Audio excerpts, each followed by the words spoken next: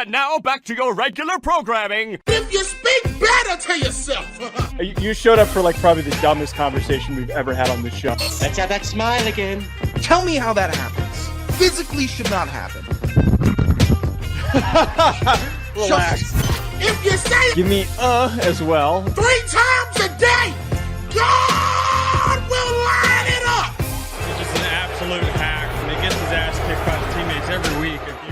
It's just terrible.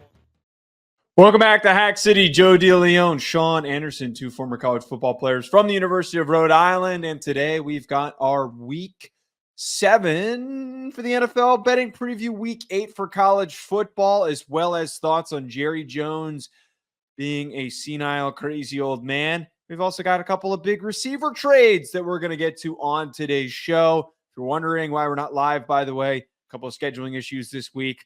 We might test doing the recorded stuff a little bit more with future complications, so stay tuned for that. But the show is always going to be available on audio. Make sure you subscribe to us on Apple Podcasts, Spotify, wherever you can find us. Leave us a 5-star review as well as subscribing to the YouTube channel. Sean, can you share with our listeners a quick word from BetOnline before we jump in on giving our picks? Yeah, BetOnline, world's most trusted betting platform and your number one source for everything sports betting. You can bet that if you post clips talking sports to TikTok, people are going to say you never played a sport in your life. Oh, are we getting those comments? Oh, yeah. That lets you know that you're making it, Joe. That makes us feel good. Maybe stop looking like such a fat idiot. Maybe you would. Maybe stop looking like such a dork with bad teeth. Every stat, matchup breakdown, even live odds. That was spreads to unnecessary. bet on during games with their largest catalog of odds on everything from football, MLB playoffs, and this is the read.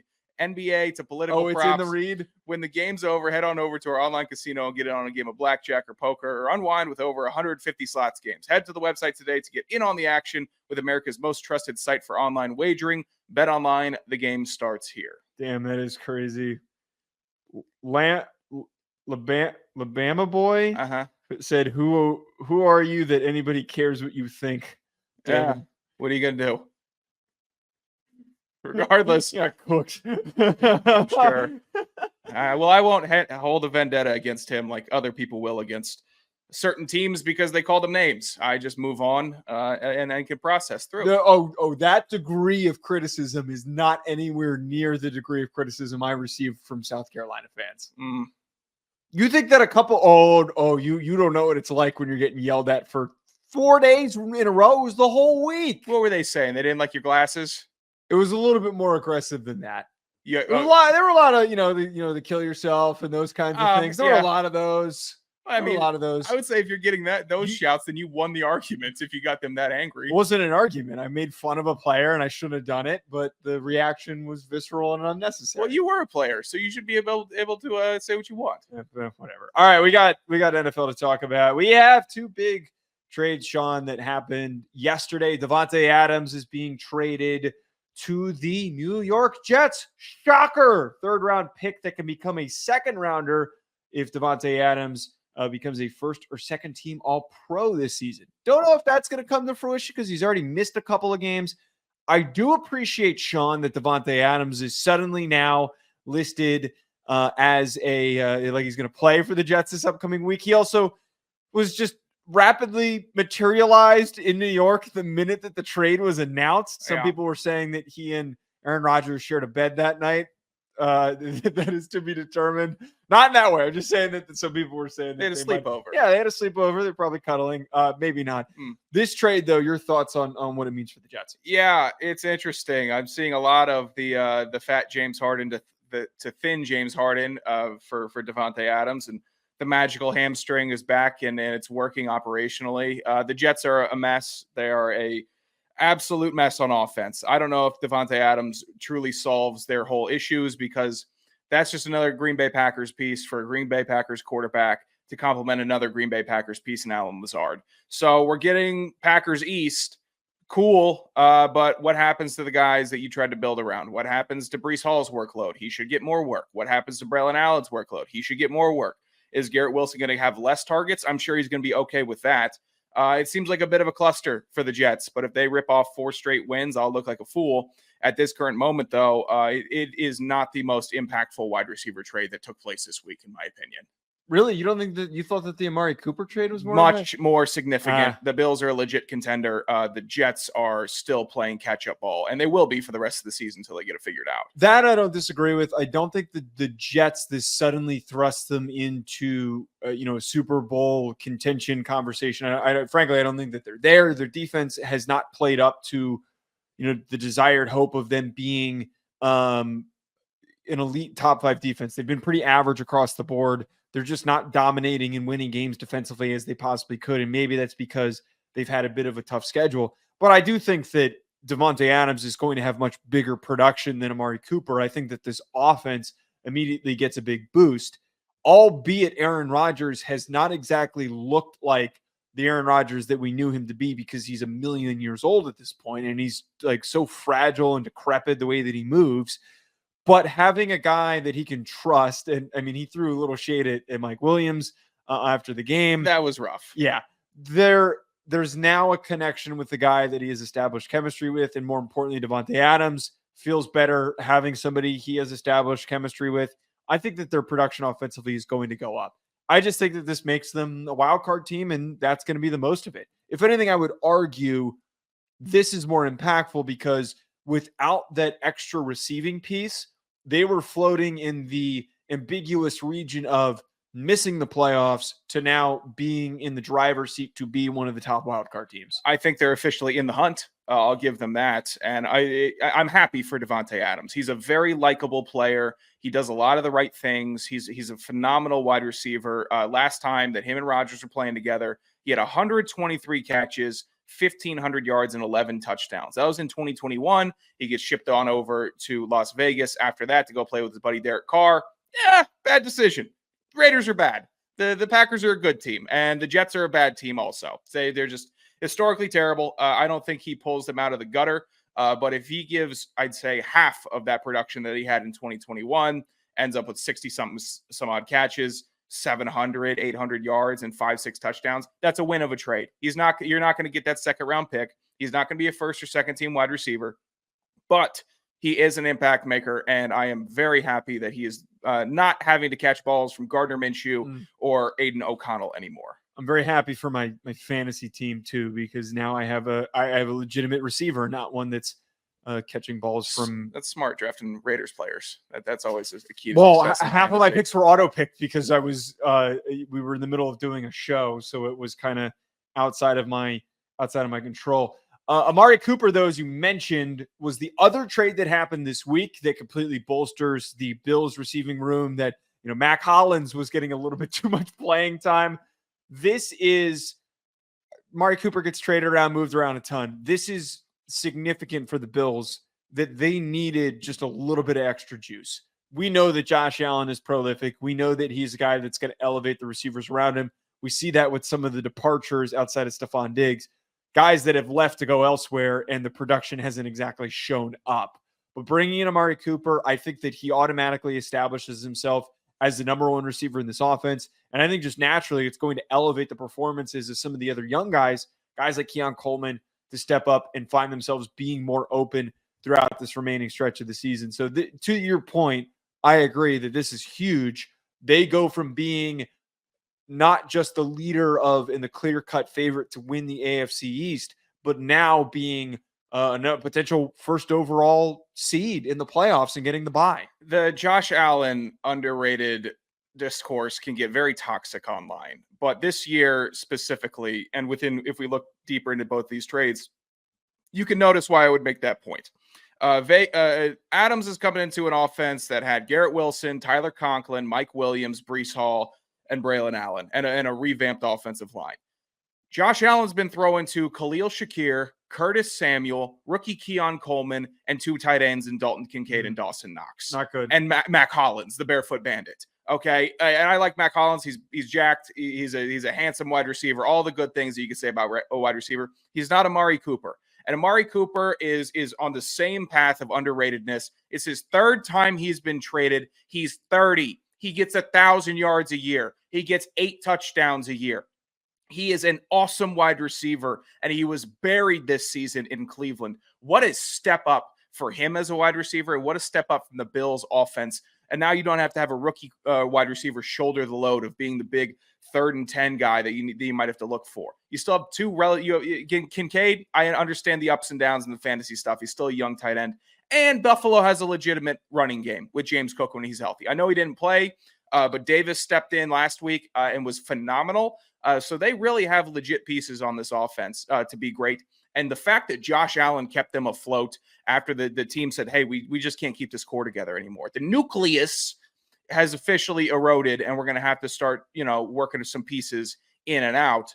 Amari Cooper, way to be worked in. I expect a huge season for him for the rest of the year. Amari Cooper kind of fits in that Brandon Cooks category of a guy who just like quietly, not always in the spotlight, never is always top 5 at the position, but just churns away 1,000-yard seasons. And that's the type of production that you need in your offense. Somebody that is a reliable go-to guy that like on 3rd down that that you can go to convert. That's what they were missing. They were able to win and have a strong start to the season, but it felt like whenever it came to crunch time against these bigger opponents, not having that go-to player like Amari Cooper was going to hurt them down the line. I kind of forgot, though, how long he was at Cleveland. I don't know why I thought he was only there for the Cowboys should be so embarrassed that they let him walk. Last year, with Deshaun Watson, DTR, and Joe Flacco. Well, then they traded him. They didn't let him walk. They traded him. Yes, right? For a bag of chips. Cooper had 1,250 yards, career high, 5 touchdowns, and 72 catches with 3 bum-ass quarterbacks. I'm sorry, I'm not projecting to DTR. He's a young quarterback. I like him as a quarterback, but if we're putting it into the relative sense, he goes into that category until he proves not so. Now he's got Josh Allen. It's good. He could put up 72 catches, 1,250 yards, and 5 touchdowns through the rest of the season when he's had a bag of wet hair trying to throw him the ball all season so far. This says so much about Cleveland. They're already packing it in. They're trading for parts. It's over for them, which is a bummer because you're wasting another year of Myles Garrett. You're wasting another year of JOK. You're wasting another year of all those defensive backs that you paid and that are really, really solid. And now they're done for this season. If I was Nick Chubb, I'd just say, you know what, fellas, I'm going to take another couple months off. I'm going to really rehab it, and I'm just going to chill. I'm not coming back to this garbage fire. Give me a legit team next year. You mentioned that the Cowboys badly could have wanted to have him floating around this roster. I know that was a while ago when they got rid of him, but they have been without really much offensive explosiveness. And on Jerry Jones's birthday this past week, Sean, well, they got embarrassed. They got smoked by the Lions, and it was pretty highly talked about across the country. Jerry Jones's reaction is causing some serious concern for the future direction of this team because it sounds like he's losing all control. He sounds like not only a grumpy old man, but a crazy old man. These are the comments that he had on 105.3 The Fan in Dallas when he was doing his weekly appearance. This is what he had to say. Now, if you think I'm interested on a damn phone call with you over a radio and sitting here and throwing all the good out with the dishwater, you have got to be smoking something over there this morning. I'm not. And I really don't, and I don't even want our listeners to listen to me, to talk about this is not your job. Your job isn't to let me go over all the reasons that I did something and I'm sorry that I did it. That's not your job. Well, yes, my job is Jerry. to ask why. Job, or I'll get somebody else to ask these questions, man. Jerry, we're trying to figure out why the team is. I'm not kidding you. I'm not kidding you. You're not going to figure out what the spoiled team rich is old doing man. right or wrong. If you are, or any 5 or 10 like you, you need to come to this meeting I'm going to today. There are 32 teams here. You're geniuses. Dumbass. Jerry, Okay. Y'all really think you're going to sit here with a microphone and tell me all of the things that I've done wrong and without going over the rights? It's just a ridiculous reaction. I mean, like, you're responding to asking like a very serious question, and a simple one as well. What happened this offseason? Jerry Jones didn't do his job. Like, he seriously did. In the state that I saw him in Indianapolis, in the one bar that I saw him in, didn't seem like he was super locked in for the combine. So it's pretty easy to assume that he was meandering around this offseason. And him to say, this is one of the craziest things for me, for like players and coaches, administrators, whatever it is, they get annoyed when the media asks these questions, or then in an outside situation criticize any of these folks that are public figures that are responsible for producing a result, that are spending hard-earned money to ask these questions for their listeners, to generate that response and to say, that's not your job. Yes, it is. Just because you're paying to be the flagship station of the Cowboys does not mean that you have to be given favorable coverage. You can't just bully your way into getting asked favorable questions. And his response to it, I think, was even more ridiculous. You wrote in here to The Athletic, he said, I don't know what I would go as far as calling the volume connotation as yelling. Okay, but the facts are that I'm going to be grilled by the tribunal. I don't need it to be by the guys that I'm paying. I can take it from fans and take it from other people. I take a lot of pride in how fair and how much I try to work with the media. We're brothers and sisters, but I was a little frustrated there today. We've got there as an accounting of decisions made in the offseason. Okay, they might as well have gone back to decisions made in 2010. Look, it's just BS, man. He was way too slow to handle so much that happened this offseason. They didn't go out and get players at key positions that they needed to go get. This is a mismanagement. Turn over the decision-making, Jerry. You're not good at this anymore. You're losing it. You're in your mid-80s. Just shit. It's over. Stop. If you have to generate a reaction like this, it kind of tells me that he understands that that's the case. Yeah, football is entertainment until it's entertainment, and you're on the other side of things. Props to Shen and RJ on 105.3. They handled it exactly as they should have. They didn't just roll over. Well, they said, yeah, well, it's our job. And they were rudely cut off by a rude old man, and that's just what happens when you're talking to rude people that are making their points. I can understand that nobody wants to be in the barrel. Nobody wants to be in the spotlight, getting blown out by 40-plus at home by the Detroit Lions, who you previously had a 5-0 record against over the last 5 matchups. But holy hell, that's what happened. It's the reality of football. And if you really can't handle it at this point and can't be a professional after seeing that happen as not only the GM, but as the owner of the team, that's an awful look. And we've been highlighting that this team for Dallas this year was going to be flawed since after the draft. We knew it was going to be a dumpster fire. We thought maybe they'd be a little more competitive. But for the most part, I think Jerry's sitting here like, oh, I built a bad team. And people are noticing that I built a bad team. What? Okay, well, maybe we get some wins. Oh, wait. Oh, the guys I didn't sign are tied for the league in touchdowns so far in the NFL. Oh, the guys that I didn't sign are getting signed again mid-season. Yeah, it's gross negligence. And to attack the radio station, I get it. You know, like in D.C., Snyder owns stations, and he was always very sensitive about having certain narratives pushed on the station. That, you know what, there are rules in media, and there are things and ugliness that you have to work around. But for the most part, you have to understand that radio talk shows are doing their job. And if it's a local station also, that's where a majority of your fans are listening. You can do the outreach with the podcasts and the niche podcasts, but there's nothing that unites fans as much as a good local team station to take calls and tell it how it is.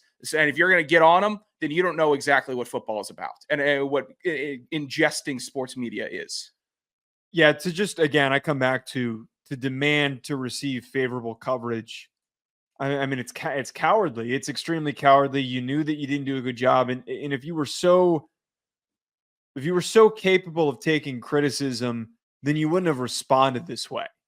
It's fair criticism when this is probably one of the worst teams that had the best opportunity to succeed. I'm not saying it's one of the worst Cowboys teams, but one of the worst teams that was supposed to play better. It's justified. The criticism is 1,000% justified. So, Jerry, you got to get off your rocker, man. Like you're clearly losing a step. We've been saying it for years. The management of this roster, the drafting, the decision-making, it's Al Davis-esque.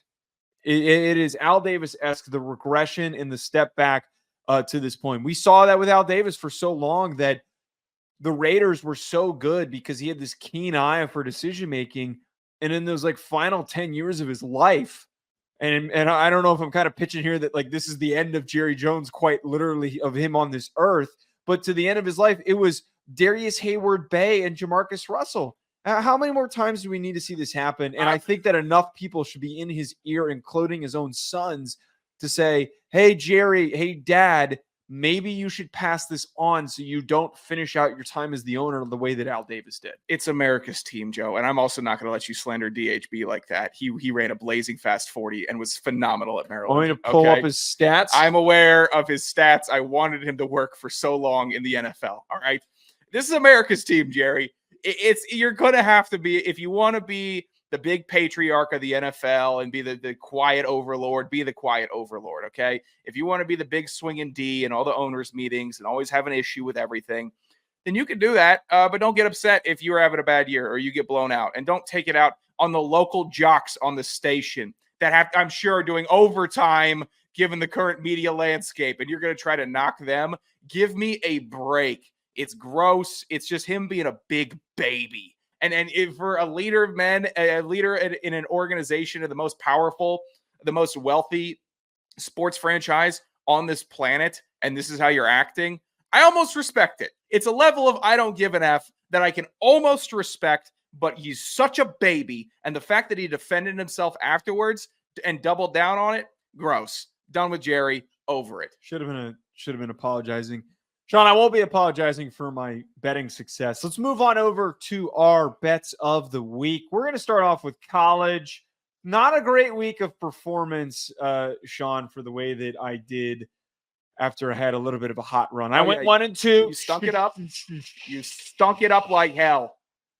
You also went 1-2, so I don't want to hear it. 12-12 on the season. You've officially hit the 50% mark, which is depressing considering how bad or how good you started, and you've just tumbled down here and you're teetering on the brink of being unprofitable. I went 1-2 last week. We're still good for 13-11 and 54% correct picks, but I still point out that I am on a heater at the current moment, so we will continue to rise. No. I cannot, in good faith, allow you to call it a heater after a 1-2 week. I cannot. I let that. I was in a pretty big hole, and I have pulled myself out of it. I would consider that to be a heater. If you had gone 1-1-1, I would let you preserve heater. 1-2, unfortunately, you couldn't stay in the green, even though the show still in the green, still making a majority of correct picks. Yeah, we're leaning on me to keep us in the green there. All right, my first pick, Sean. Rutgers -4.5 versus UCLA. UCLA is coming cross-country to play Rutgers. This game kicks off at noon. We're talking about a 9 a.m. body clock kickoff game, meaning that these guys are probably waking up at like 4 or 5 in the morning in their body clock to prepare for this. Oh, well, they might be flying out on Thursday, Joe. I have made this trip enough freaking times to tell you, you need a week to get used to the time zone. UCLA ain't going to be ready. They stink. They're pretty good against the run, but they're not good enough to slow down my guy, Kyle Monangai. We're back betting Rutgers. Give me Rutgers -4.5. They're going to pull me out. Big week this week. Rutgers going to lead the way. I'd say that a normal person, it would take 2 to 3 days to get adjusted. But for the most part, when was the last time you made a cross-country trip? I don't know. I flew from Chicago to Japan, and it was pretty good within a day. I think I've been able to adjust. Wait, no. That's a big time gap. That's different. 18-hour time gap, pal. Yeah, that's a completely different. 3 hours. Yeah, that's like nothing on my shoulder. No waking. factor. Okay, you have. Trust me.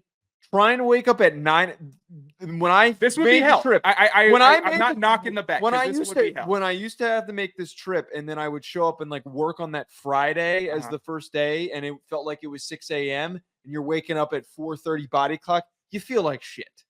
Like we've documented on this show, you have a very sensitive, very, very intricate internal software system. I have the old 1995. I think you're making an assumption. I'm the nice floppy disk. And you're operating on it. Oh, that's nice. That's really nice to say during the. All right, what's your first? My first pick.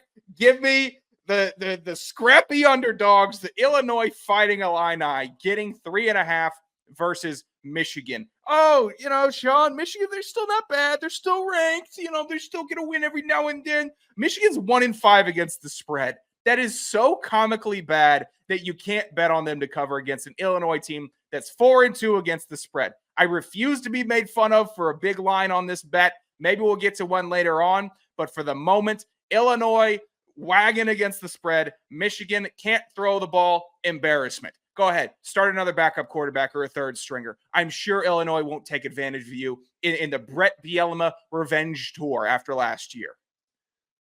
I can't knock this one because this is a pick that I had on the show for Ruffino and Joe that I think that Illinois is going to upset them. And they're at home. They turn over opposing quarterbacks very successfully. I have to go with Illinois in that situation. So I'm not knocking that one. I'll give you. I actually might place that bet myself.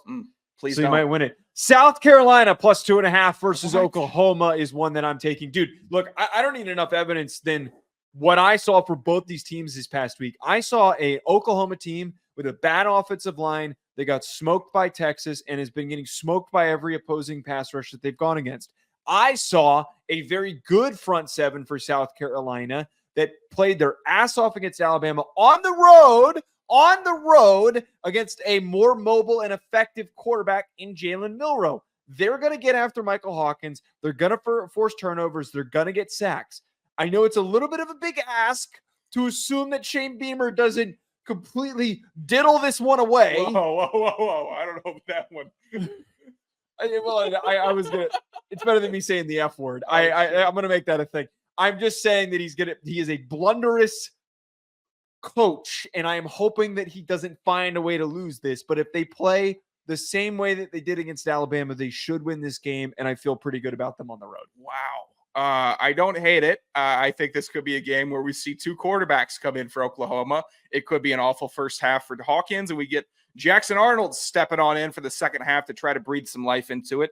Either's a bad option at this point. South Carolina's defense is a nightmare to play against, and I don't hate it. I was just shocked that you are now officially a South Carolina boy. That's really shut up. Shut your mouth. Shut up. Move on to your next pick. Move on to your next pick. Don't do this with me. Move on to your next pick. Just saying. Move on to your next pick. We're trying to make money over here. Make your next pick. I think he'd be down there in 5 points. Asshole. How much he likes this team. Make the pick. My next pick. Give me the woke mob. Cal, give it 10 against NC State. I love this Cal team. 10 is a small number. I'll give you another better number, though, Joe. 6-1 against the spread. They're one of 4 teams that is winless against the spread. That is NC State embarrassment. They channel as Hack City. This pick is Lock City. All right. Cal's 4-2 against the spread. Online memes are great and all, and they had the big college game day. Fun, all that's fun. They're a better team through and throughout. NC State has been embarrassing. Everyone that thought that NC State would be competitive this year made look like a fool, pointing finger at you, 4 pointing back at me on this one. It's easy money. 6-1. If they break it, they break it. The trend is not saying that this team is playing with confidence or competence. So I'm going with Cal giving 10. Yeah, I can't hate this one either because the plus minus against the spread is bottom 10, and they are minus 11. They're getting beat on average, or they've been beat so far by I think that's what that means. It's really tragic. Tragic. The football in North Carolina, it's not only NC State winless against the spread, UNC also winless against the spread. Terrible. Miami minus 4 is my last pick against Louisville. There were a couple of things when I was doing my preview this week for this game that stood out. Louisville's one of the worst teams in the country. They're like bottom 30 in sack rate production in terms of the amount of times they're pressuring opposing quarterbacks.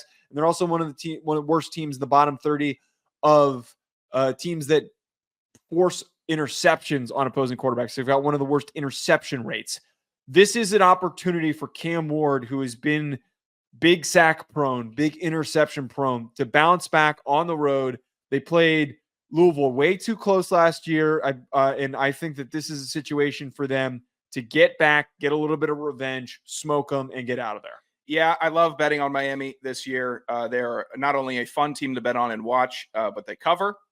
Yeah, I'm not going to doubt a really good quarterback and a really good offense with good weapons on the outside and a solid run game in spreads. It's a makes sense pick to me. I wish you didn't take it. I would have loved to take it, but it is what it is. That's a fine pick, Joe. I'm sure you'll go 1-2, and that'll be your big winner. F off. My final pick here.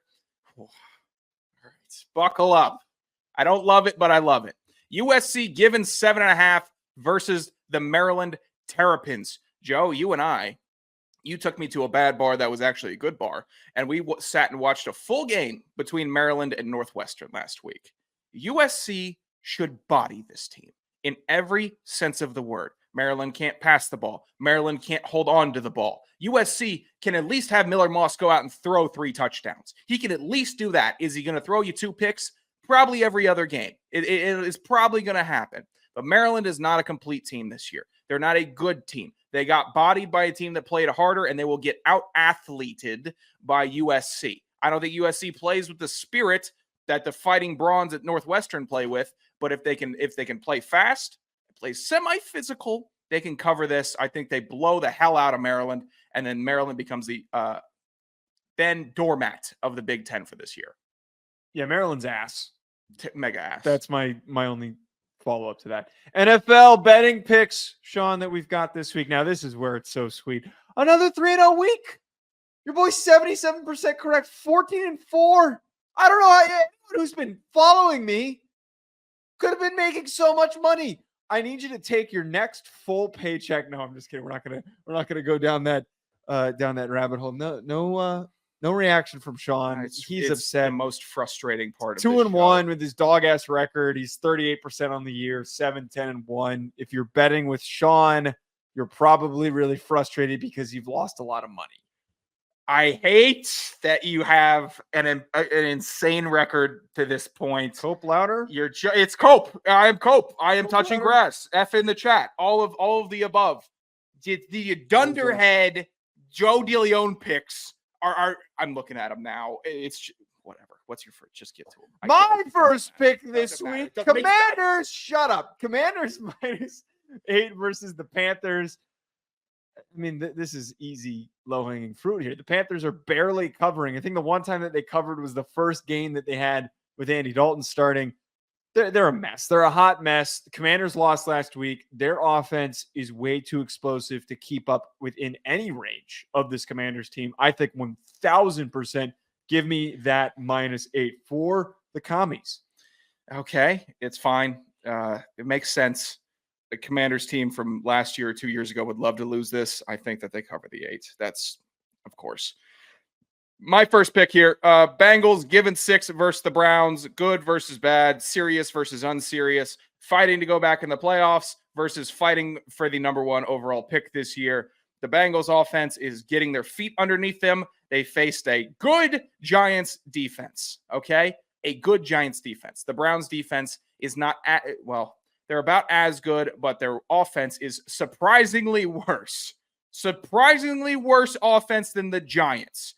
Who's going to cover T. Higgins and Jamar Chase and Andre Yoshivash and Chase Brown stepping the hell up for this team? Zach Moss has been a delight. Bengals winning by a touchdown makes all the sense in the world to me. I love this bet. I've already taken it in real life at BetOnline. It's the smart play. I actually almost took the Browns to cover in this situation. I hate that bet. That's a terrible bet. Chiefs -1.5, or sorry, plus Makes no 1.5. sense to me. How could that be possible? Because the Browns, like what we saw against the Eagles, there's no reason that game should have been as close as it was. Eagles are tragic. They're And they just- have a loser head coach. They're just dragging everybody down with them, and the Bengals have been dealing with their own woes. I actually would argue that I think that the Browns defense is better than the Giants defense. So yeah, I'm not Watson sympathizer Joe DeLeone. Oh, picking the Browns. no. Don't say that. Chiefs plus 1.5 versus the 49ers. I think that the Chiefs win this outright. I'm not in on Purdy without McCaffrey. They've dropped a couple games. They've struggled a little bit. They've been still a great team. But I think in a matchup like this, where you need full weaponry to beat a Chiefs team, albeit they're a little bit banged up. We know that they've been dealing with injuries to the receiving core, but I think that the Chiefs are going to win this one, but we'll take it plus 1.5 to play it safe. This is like the 49ers succeed with full regalia. Every time they're an unstoppable force when they don't have full regalia and they have to go up against the Chiefs. Yeah, go ahead. Make the Chiefs underdogs. That makes sense to me. Good pick, Joe. My second bet here. Stop saying my picks are good. It's a good pick. I think I'll take Stop, all of them in my real life. I don't like this. I don't like this when you do this where I'm hot and then like now you got to give me too much credit, which means that now I'm going to start tanking. I'm happy because for the show. if you agree with it, it must be a shit pick. You suck. It was 2-1 last week. We're getting back on the horse, and I hit 230 bomb bets in prime time last week. What do you got? All right, I got the Lions underdogs versus the Vikings getting 1 point. Shit pick. This is go either a way. pick 'em.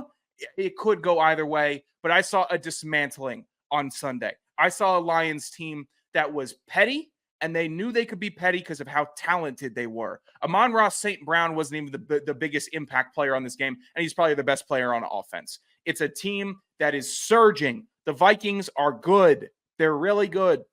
They've had a good start to the year. But they're two different classes in the NFC North right now. It's the Lions and the Packers and the Vikings and the Bears. And I'm a Sam Darnold truther this season. I really like what the Vikings are doing, but the Lions are the better team. Go ahead, make them underdogs. It won't matter. They're going to win this game. Vikings win by 3. Ravens minus 3.5 versus the Bucks. I think that this Bucks team has been scrappy and they've been fun to track. But a better football team is showing up in this matchup. I think that the Ravens can keep the Buccaneers off the field, win the time of possession, run the ball very effectively like we've seen them do. I think there's a pretty big separation gap between these two teams that's going unrecognized. Look, I get it. The Ravens wagon. I don't hate it. I'm actually starting to like it a little more. But look, the Buccaneers are scrappy. They are scrappy, and they're a chaos team. This could be like a playoff game. This I'm going to watch all of this one. Yeah, all right, Ravens 3.5. I don't mind it. Bills given 9 versus the Titans. This is not just Amari Cooper news. I would have taken this even if they didn't have Amari Cooper. The Titans are a tragedy this season. Tony Pollard has been refreshing, I'd say, for Titans fans. A running back that runs hard, effectively, good YPC also. But it doesn't matter because the Titans' one player that can't get it done is the quarterback. And they're going to keep on trotting Levis out there. It doesn't matter if Calvin Ridley is in the postgame complaining about targets. Get him started early. You can try. He's not going to hit him in the hands. It's not going to matter. The Titans' offense is incredibly inept. The Bills' offense is surging. They need to work on some of the disciplinary and penalty issues. It wasn't just because the refs had a hard on to throw a bunch of flags on Monday night. There was just a lot of flags, and the Bills had a lot of penalties. Okay, so they need to clean it up. Regardless, Josh Allen versus Levis. I think Josh Allen scores at least 10 more points than Will Levis does. All right, shit pick. All right, let's move on to Hell Yeah of the Week. What do we got? This is the Hack City Hell Yeah of the Week. Cue the lasers. My Hell Yeah of the Week. I need to pull this up really quickly to show Sean. It's not going to be in the audio, but Sean, spotted this and I sent this to you, and I don't know if you recall. So there was this guy who had tweeted out that he was curious, how long could you drive around a roundabout without getting pulled over? And so what this guy did, he did this multiple times. This guy, all right, here's the full screen. This guy just drove around a roundabout for 50 minutes. And then eventually the cops did eventually pull him over. But 50 minutes straight, he just went around a roundabout. I never wanted to do something more. Like, this inspired me. I really would love to sit and see how long it would take. I don't know where the nearest roundabout is. I can't explain it. This is just like a total dude's rock moment where it's just like, hey, man, let's see how long I can drive in a circle until somebody gets concerned. I initially thought this was how long can I do a donut at the four-way intersection before getting pulled over? And that was rather quick. I think that was within 20 seconds. I love the roundabout. The roundabout is a very efficient way of driving. It keeps traffic moving. I know there's a lot of them in England, and the U.S. is a little adverse to implementing them more. 50 minutes, though, has to be a pretty sleepy roundabout in the middle of nowhere. Because there's plenty in Virginia that are just heavily packed. And I'll say this. Do you have the anxiety of a first-time roundabout where it's your first time going through it? You don't know which turn you need to make? No. When I'm used to a roundabout, I like it. When I'm not used to it, nightmare. Nightmare on Elm Street. I hate it. I was on one of the roundabouts in New York, and I 3 Escalades. Keep buying Escalades up here, you morons. Would try to clip me in my awesome Mercedes. But yeah, I like it. 50 minutes doing a roundabout. I'm sure he felt good afterwards and his stomach wasn't upset. My Hell Yeah of the Week. Speaking of upset stomach, what is this? It was posted on Twitter. Go ahead, Joe. You click that link. I saw it. Chinese buffets serving Pop-Tarts as desserts. No, it is not a Pop-Tart in foil. It is not a full Pop-Tart. It is Pop-Tarts split in half with tongs where you can grab. It looks like it's the brown sugar cinnamon They're and all the frosted cracked. strawberry. They're all cracked. It's a buffet, brother. Look, at buffets, I'm hog wild, obviously. How could you tell? You can tell. But I don't like buffet desserts. I don't like the gelatin. I always think that's disgusting. Yeah. The buffet soft serve is okay. It's decent. This guy's got a great name that posted. But I know he does. It's just pretty good. But I never thought I would need Pop-Tarts, and then directly to the left of it, Cosmic Brownies also split up. We got some shitty Rice Krispie treats also. Why not? Look, give us the slop. Pop-Tarts are a great American slop. I think if you had the toaster strudels, you grew up with the most amount of privilege in your life, and Pop-Tarts are just the great middle American breakfast. So I like this. Pop-Tarts as a dessert. I've had it many times late at night. Little Pop-Tart and milk action. Oh, yeah. Give it to me. I thought that this was going to be your get F this week. No. Like, I legitimately, because, okay, here's my only, this kind of is an FU to the customer. It's like, hey, we didn't put any effort into this. Eat this, you slop. Look, you fat piece of crap. If you're at a buffet, that's how you should be treated. I want the slop. I actually like something, a little dainty Pop-Tart that I can munch on at the end, a little something sweet, not a big, heavy piece of chocolate cake that's been sitting out and sneezed on. I'm good with the Pop-Tart because I know it came out of a package. It's good for me. I can tell that this is somewhere Midwest. That's all I'm for gonna say. sure. All right, get after the week. What do we got? Get help? I broke my knee, man. No. Get effed. I sup, son? It's the Hack City Get Effed of the Week. My get after the week, Sean. Will Compton, who they had an interview with Donald Trump this past week on Bustin' with the Boys, unrelated to that. But the Washington Post apparently has been giving him some unfavorable coverage. His response to the Washington Post was recording a video of himself farting into a microphone as his response. So I'm not saying hell yeah to the interview. I'm just saying hell yeah. I think that more situations like this should be handled as such. Will Compton on Twitter quote tweeted a Daily Mail article. And he said, so Washington, in quotes, so Washington Post, here's my comment, host Will Compton said in a self-shot video before moving the phone to his backside and audibly expelling gas. Compton said, would have loved to have read before moving the phone to his backside and farting the Washington Post into oblivion. Yeah, I'm just all in on this move. If you have a problem with somebody, and I think I might steal this if like ever I've got like some angry fans next time when that happens, because it tends to happen a lot. I think I might just fart into my phone and record it and see what happens. The Compton fart into the phone bit is spectacular. That was really a good bit. He's done it with college football fans before. I actually like it when he goes to, because he'll give a very good response, like almost a PR level intelligent response and break down the points of why you shouldn't be saying this or why he's validating his point. And at the end, he'll cue up a big gasser and rip it right into the phone. It's always a squeaker, which is great because those are the most insulting. I like it when he tries to go for the gasser and it doesn't come out. And he has to go like, oh, God damn it, didn't happen. Regardless, fantastic bit for Compton. A perfect way to diffuse the situation.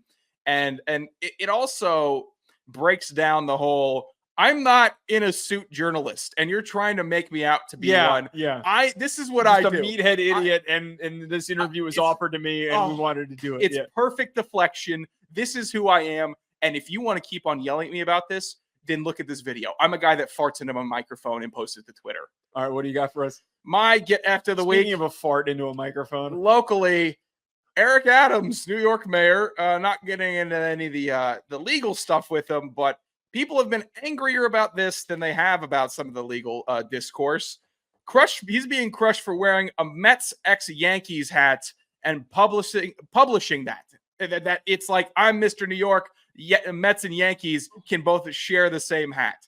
No, they cannot. You just the history of these franchises, the pain of the recent Mets, the disgruntlement of the recent Yankees. I don't care about the 27. It doesn't matter. It's at what, disgruntlement? There's a disgruntledness. Regardless, my co-host wouldn't stop nitpicking. I'd like to nitpick English language. English? Nice. Eric, I didn't say moron.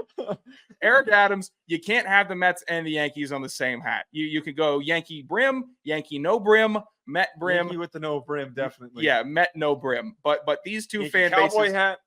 They separate themselves. It is Yankee bucket hat. It is Hatfields and McCoy's level of I don't associate, because up here, Joe, You're born into the Mets. You're born into the Yankees, just based on where you live. It's a fantastic little rivalry. It's regional. It's good. They don't get along. They don't want to get along.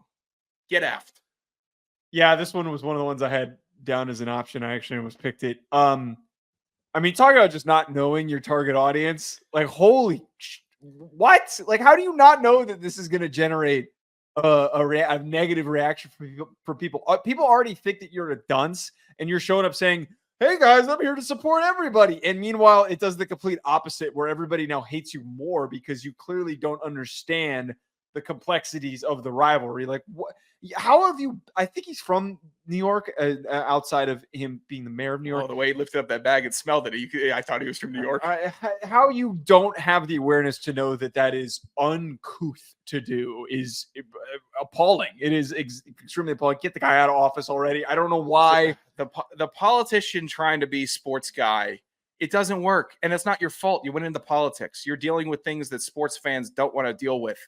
And you want to be relatable and you want to be, Mr. Sports, you're too far removed. It's different worlds. It just is. If you're a politics guy that came from sports, maybe I would understand it. But 99% of them have just been in an office talking to suits and would never go into a sports bar that had a light out. They just wouldn't. So stop trying to pretend that you're Mr. Sports.